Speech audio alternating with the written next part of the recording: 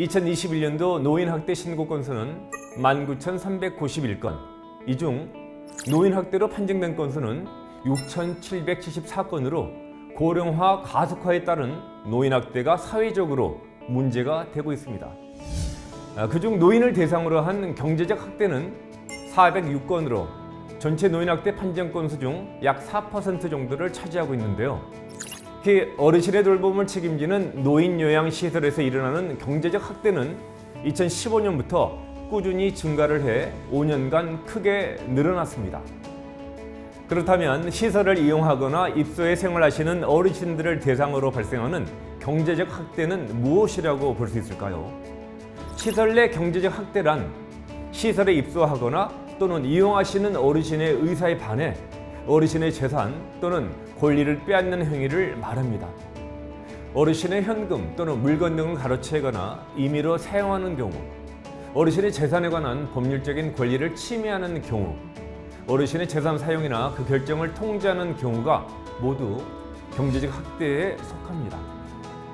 시설 입소 노인의 경우 거동이 불편하시거나 병증 치매 등 건강상의 이유로 시설 종사자분들을 믿고 생활하고 계시는데요.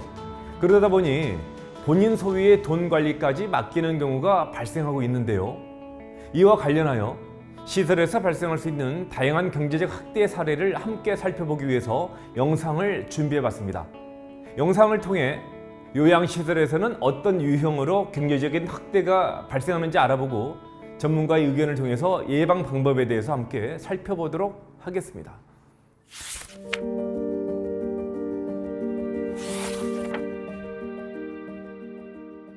A 요양원에서 일하고 있는 B 씨는 입소 어르신인 박말자 어르신의 케어를 담당했습니다. 박말자 어르신은 거동이 불편해 종종 B 씨에게 돈을 인출해달라고 부탁했고 수고비 명목으로 5만 원, 10만 원씩 주었습니다. 인출 요청 횟수가 늘어가면서 박말자 어르신의 통장, 카드, 신분증을 B 씨가 직접 보관하기 이르렀습니다. 시설에 오랜만에 방문한 어르신의 아들이 용돈 입금을 위해 카드를 달라고 하자 박말자 어르신은 본인에게 없다며 B 씨에게 받으라고 했고 B 씨는 본인의 지갑에서 어르신의 카드를 빼 전달해 줬습니다. 이러한 상황이 당황스러운 아들은 입소 노인의 개인 카드까지 직접 관리하는지 시설장에게 상황 설명을 요구했지만 시설에서는 이러한 상황을 전혀 모르고 있었습니다.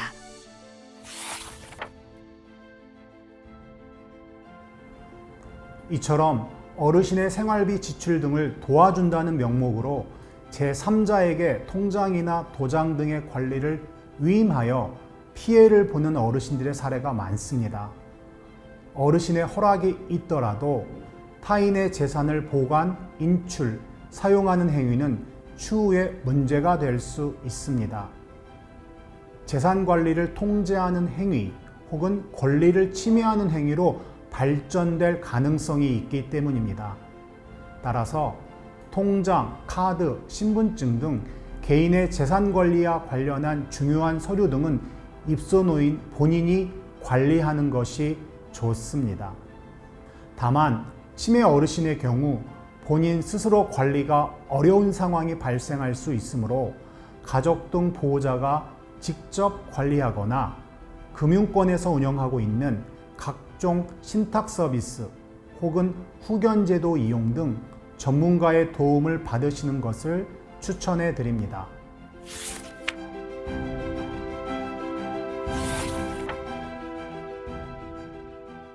비요양시설에서는 연말 후원 행사를 준비하면서 입소 어르신들을 대상으로 후원금 모금에 대한 사전 안내를 했습니다. 후원 행사는 입소노인 전체 의무 참석이었고 행사 전 후원금을 미리 준비하도록 했습니다. 시설에 입소 중인 이인숙 어르신은 거동이 불편해 돈을 찾아올 수도 없었지만 행사에 참석할 생각도 후원금을 내고 싶은 마음도 없었습니다. 그러나 시설 직원이 후원금은 꼭 준비해야 된다며 거동이 불편하니 대신 인출해 오겠다 하며 카드와 카드 비밀번호를 요구했습니다.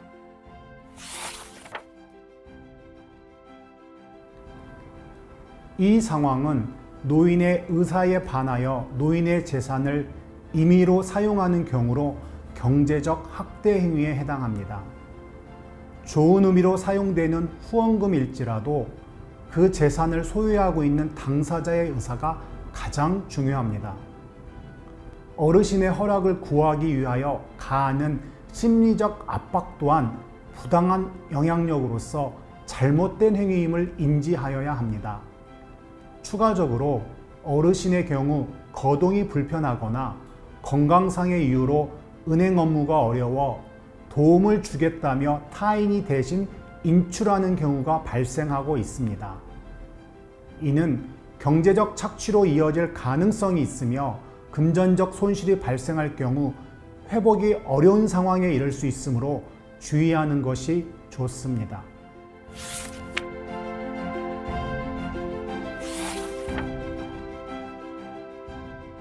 갑작스럽게 치매가 찾아온 강윤자 어르신은 자녀들이 모두 해외에 있어 스스로 일상생활이 어려웠습니다.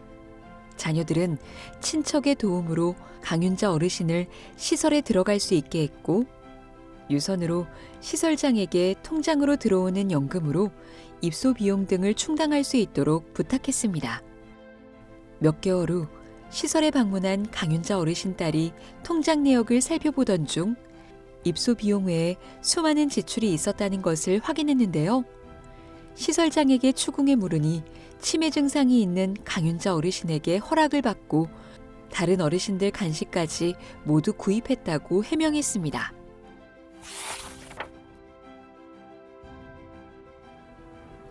치매 노인의 경우 기억력 감퇴로 인해 공적 부조를 받는 통장의 비밀번호를 잊거나 관리가 어려워 스스로 은행 업무를 처리하는데 큰 어려움을 겪습니다. 이에 불가피한 상황에 놓인 시설 입소 노인의 경우 시설에서 직접 입소 비용을 처리하는 경우가 발생합니다.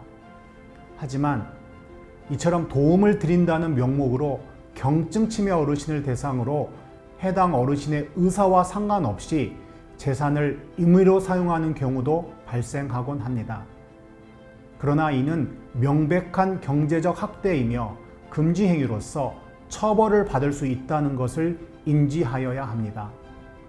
또한 이러한 피해를 예방하기 위해서 시설에서는 불가피하게 은행 업무를 대신 해야 하는 경우에 보호자나 가족에게 사전에 알리고 지출 내역과 증빙 서류들을 정리하여 보관해야 합니다.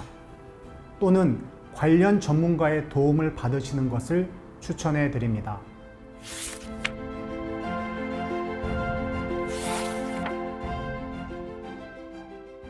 거동이 불편한 황희춘 어르신은 홀몸 노인으로 입소할 요양원을 알아보던 중 1인실 사용과 인터넷 사용요금을 무료로 해준다는 시설을 알게 되었습니다. 기쁜 마음으로 입소를 하게 되었고, 스스로 금전 관리가 어려워 시설장에게 통장과 도장을 맡겼습니다. 입소 6개월 후 황희춘 어르신은 통장 내역을 보다가 깜짝 놀랐습니다. 분명 입소 비용과 인터넷 요금이 무료라고 했던 처음 설명과는 다르게 정기적으로 금액이 차감되고 있었기 때문이었습니다. 시설장에게 물으니 계약 시 한 달만 무료라고 말을 했다고 했으나 계약서상에는 관련 규정이 없었습니다. 또한 황희춘 어르신이 비용을 납부하고 있는 와이파이로 시설 전체가 사용하고 있었습니다.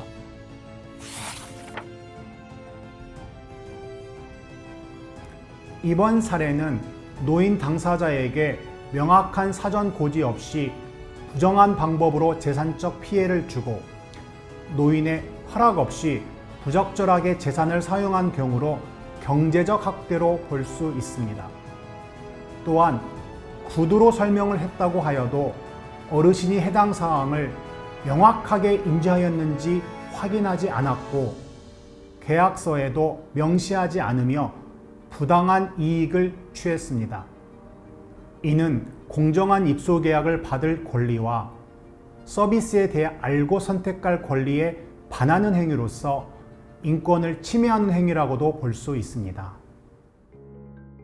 이와 같은 경제적 학대를 당하셨거나 혹은 목격하시거나 알게 되셨다면 스스로 해결하기보다 노인보호 전문기관 또는 수사기관으로 신고해 주시기 바랍니다. 신고인의 신문은 노인복지법에 따라 확실하게 보장이 되며 노인지킴이, 나비새김 앱을 통해서도 노인학대 신고가 가능하니까 이 점도 기억해 주시기 바랍니다. 또한 시설 내에서 이와 같은 상황에 놓여 고민이 되신다면 노인보호 전문기관을 통해 자세한 도움을 받으실 수 있습니다. 대한민국 어르신들의 제2의 거처가 되는 노인 요양시설, 이곳에서 어떠한 경제적 학대도 받지 않고 마음 편히 이용하실 수 있도록 여러분의 인식 개선과 노력이 필요하다는 사실을 기억해 주시기 바랍니다.